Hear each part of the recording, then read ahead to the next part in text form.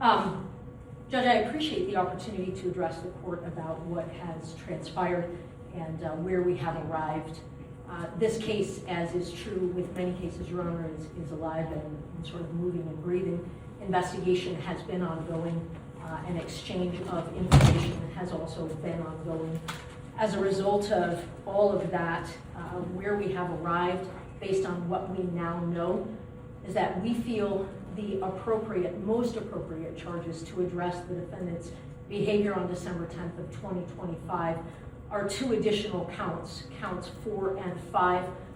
We would be seeking to add a count of what we call malicious use of a telecommunications device in the context of a domestic relationship, and then an additional count of trespass.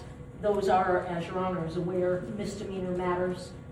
Your Honor, we have arrived at that as indicated based on a thorough review of the additional evolved evidence and investigation, as well as after consultation with, pursuant to our obligation of the Crime Victim Rights Act, consultation with the victim, largely through her representatives in this matter. Your Honor, one comment I would like to make specifically about the additional count of malicious use of a telecommunications device in the context of a domestic relationship. As this court is aware, but I would like to be clear for the record because of, I know, docket and calendar and purposes. Your Honor, we did not at the time of issuing initial charges in this matter, nor do we believe now, after additional evidence has been presented to us, do not believe that there is sufficient evidence to prove a count of domestic violence in this matter, not historically and not what happened on December 10th. So we are obligated, as this court is well aware, legally and ethically and morally, to not charge that which we do not think we can prove. What we do believe the evidence supports is criminal misbehavior in the context of an intimate partner relationship, and that is why that tag-on is on the malicious use charge. Your Honor, it is my understanding that pursuant to adding those counts, that there will be a plea as a result of that, but I leave that to counsel.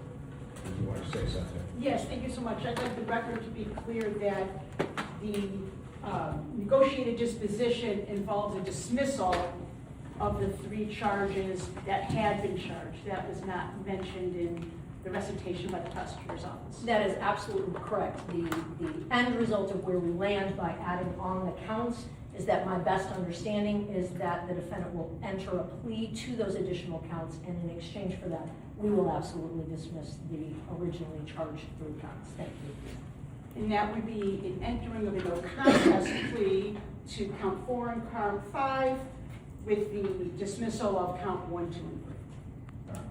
Very good. Thank you. The court does have before it a plea written form that indicates that the defendant will be pleading no contest to the charge of malicious use of a telecommunications device with domestic relationship tag. That is a misdemeanor punishable by up to 6 months incarceration. He will also be pleading no contest to the charge of trespass, which is a 30-day misdemeanor. Upon the successful no contest plea to those charges, counts 1, 2, and 3 will be dismissed. That is the court's full understanding of the agreement. There is, however, one other thing that should be mentioned, and that is with reference to sentencing. The court is going to be given full authority, if the court deems it necessary after a review, to sentence under a deferred program.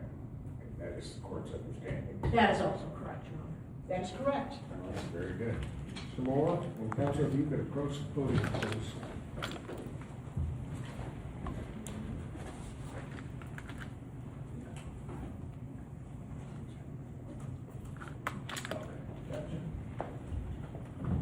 And if I may have him sworn. Raise your right hand. Do you solemnly swear in affirm the testimony you're about to give will be the truth, the whole truth, and nothing but the truth, so help you God? Yes, sir. State your name, please. Sherrone Moore. Mr. Moore, it is this court's understanding that you are going to be pleading no contest to 2 misdemeanor charges. The first charge is the added count 4 of malicious use of a telecommunications device involving a domestic relationship. That's a misdemeanor punishable by up to 6 months incarceration and a $1,000 fine plus court costs. Do you understand that, sir? Yes, sir. And also the added count 5, trespass, that is a misdemeanor punishable by up to 30 days in jail and or a fine not to exceed $250. You understand that, sir? Yes, sir. Do you understand what a no contest plea is? Yes, sir. All right, two things about a no contest plea I have to make sure that you understand. First thing is that it first of all means that you're not further desirous or wanting to contest these two charges. You understand that, sir? Yes, sir. Second thing you need to understand is that for purposes of sentencing, the court is going to treat you the same as though you had pled guilty. You understand that? Yes, sir. Basis for the no contest plea, counsel? The basis for the no contest plea is civil liability. Potential civil liability? All right. very Yes, good. civil litigation. Got it. You're to the charge of.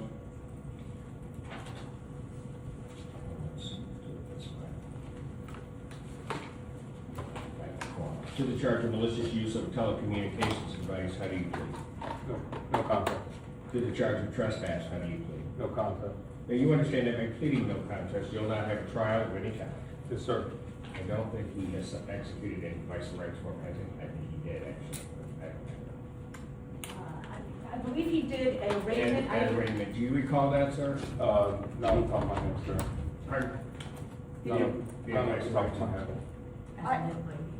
I have one that I printed off just so we can continue. I did go over the advice of rights form with my client yesterday.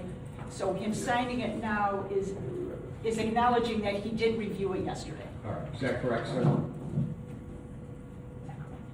Yes, sir. All right, I'll let you sign that. Sir, I do have to advise you, between the time of my acceptance of your plea and the time of sentencing, if you commit any misconduct as defined under the Michigan court rules, you would first of all not be entitled to withdraw your plea. You understand that? Yes, sir. And also, the court would not be bound by any sentence evaluation or recommendation. You understand that? Yes, sir. Is counsel aware of any promises, threats, or other inducements which have led to this plea? There are none, Your Honor. No, Your Honor. And has the court complied with the court rule, and would it be proper to accept the suspended plea? Court has. Yes, Your Honor. Court will accept the defendant's no contest pleas to counts 4 and 5. Counts 1, 2, and 3 are hereby ordered dismissed.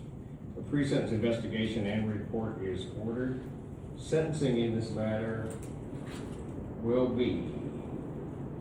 April 13th work for parties? I have April 13th or April 20th at 11 a.m.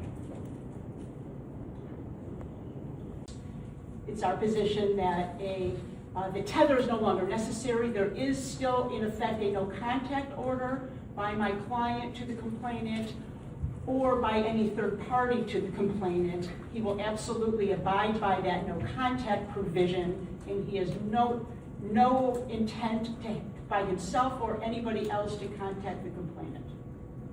All right. Any response from the people?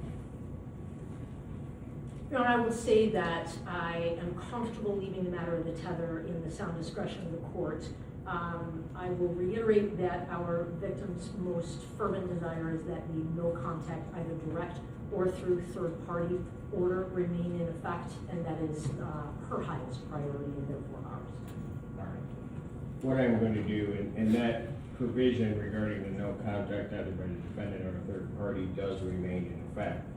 I'm going to, at this time, however, deny the request for the removal of DPS tether until such time as the defendant has been interviewed by probation, and then I will make a decision on that based upon a recommendation from probation. All right? Thank you for that consideration. Thank you. Anything additional? No, Your Honor. Nothing from the people, thank you. Fantastic. Again, thank you both for your hard work on this and for getting it done. Thank you. Thank you so much. Court stands adjourned. All rise.